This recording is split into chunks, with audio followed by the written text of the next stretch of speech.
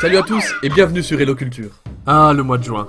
Celui qui annonce la fin de l'année scolaire, les nuages qui s'en vont et le soleil qui revient. Que de bonnes raisons pour se rassembler entre copains pour regarder un match de la Coupe du Monde autour d'un bon barbecue. Et qui dit barbecue dit souvent apéro. Et pour ça, un bon vin frais serait idéal. Ou alors même un vin rouge pendant le repas. Mais en fait, pourquoi elles ressemblent à ça nos bouteilles de vin?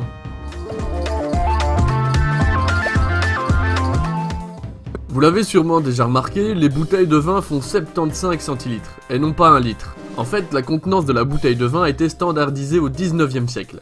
Elle provient en fait, malgré toutes les théories que vous avez pu déjà entendre, d'une organisation pratique et historique. En effet, au 19e siècle, les principaux clients des agriculteurs viticoles français étaient les Anglais. Ils transportaient le vin en barriques et leur unité qui s'appelait le gallon impérial équivalait à 4,54 litres exactement. Il a fallu concevoir un contenant qui donne un contron de bouteille pour éviter les problèmes lors des conversions. Les Anglais, qui transportaient le Bordeaux, ont alors eu la brillante idée de fixer la contenance d'une bouteille à 75 centilitres. Un chiffre rond leur permettant de facilement compter combien de bouteilles peut contenir une barrique. En effet, une barrique pouvait contenir 225 litres, soit 300 bouteilles ou encore 50 gallons. Cette contenance est même maintenant instaurée comme une norme européenne. Pour l'anecdote, un gallon valant 4,5 litres en arrondissant, ça explique pourquoi on vend les bouteilles de vin par 6. On vend ainsi un gallon de vin. 75 centilitres x 6 nous donne bien 4,5 litres, soit un gallon.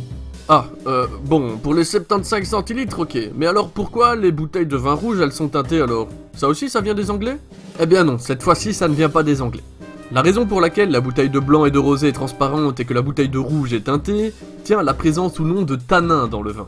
Je m'explique. Le tanin, c'est une substance organique qu'on retrouve notamment sur la peau et dans les pépins de raisin, et dont la quantité varie selon le cépage. Le cépage étant le raisin que l'on s'est destiné à l'élaboration du vin. Il y a donc beaucoup de tanins dans le vin rouge, mais très peu dans le blanc ou le rosé. En effet, afin d'obtenir la couleur rouge, des raisins noirs sont mis à macérer. La macération peut durer de plusieurs jours à 2 voire 3 semaines. Après une dizaine de jours, le vin se colore. À cette occasion, il se nourrit des tanins présents dans les peaux et dans les pépins. Alors que le vin blanc et le vin rosé ne profitent pas de cette macération, ils ne se chargent donc pas, ou très peu en tanins. Pour comprendre alors le rapport avec la teinte de la bouteille, il est important de noter que le tanin se détériore, il craint le soleil. On dit qu'il est photosensible. Voilà pourquoi il faut le protéger de la moindre lumière, même artificielle, en le mettant dans une bouteille de verre foncé et en l'enfermant dans une cave bien sombre. Si malgré tout le vin rouge est exposé au soleil, le goût est altéré. La lumière donne son énergie à des composants du vin qui vont dominer et qui ont des odeurs de chou-fleur et de laine mouillée. Ah d'accord. Et pourquoi le fond des bouteilles n'est pas plat alors? Cette particularité date du 4e siècle. C'est à cette époque que le fond de la bouteille est devenu creux. A la base, cette forme servait tout simplement à stabiliser la bouteille. Mais avec le temps, on lui a découvert d'autres avantages. En effet, elle permet pour les vins pétillants comme le champagne contenant une très forte pression, de rendre la bouteille plus solide. Cette structure permet en effet de mieux répartir la pression du gaz carbonique, les petites bulles qu'on voit à l'intérieur, ce qui réduit donc les risques que la bouteille n'explose. Eh ben, et toi, tu le savais ça? Comme d'habitude, t'as l'espace commentaire si tu veux t'exprimer. N'hésite pas à y écrire un sujet que tu voudrais voir traité dans les prochaines vidéos, et surtout n'oublie pas de t'abonner. Salut!